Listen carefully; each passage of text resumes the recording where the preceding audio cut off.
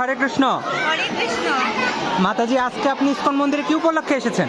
আজকে জাগ্রত ছাত্র সমাজ ইসকন নাটোর হচ্ছে আমাদের বার্ষিক পরীক্ষা বার্ষিক পরীক্ষা উপলক্ষে আয়োজন করা হয়েছে। সেখানে বাচ্চাদের পরীক্ষার পাশাপাশি কিছু খেলাধুলা, তারপর অভিভাবকদের কিছু খেলাধুলা উপলক্ষে আমরা এখানে এসেছি।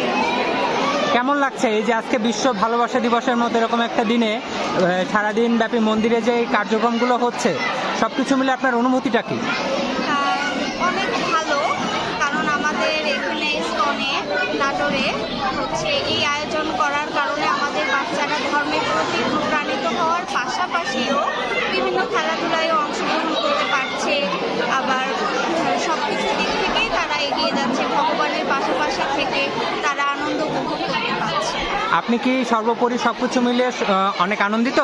হ্যাঁ, অনেক আনন্দিত। ঠিক আছে, ধন্যবাদ মাতাজি। হরে কৃষ্ণ। মাতাজি, আজকে কি উপলক্ষে ইসকন মন্দিরে এসেছেন?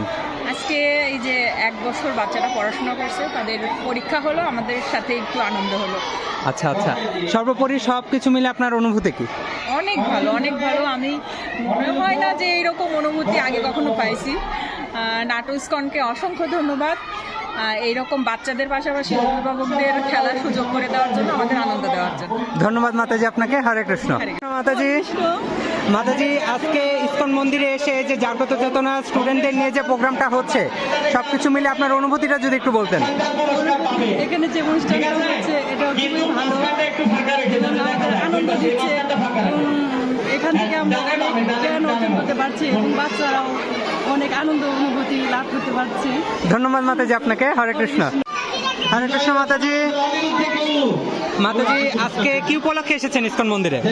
আমার ছেলেকে ইসকন মন্দিরে দেয়া হয়েছে এক্সাম হলো, কিছু খেলাধুলা হলো, ও কি কোনো খেলায় অংশগ্রহণ করেছে? আচ্ছা আচ্ছা, আপনি অংশগ্রহণ করেছেন। কেমন লাগছে মাতাজি সর্বোপরি?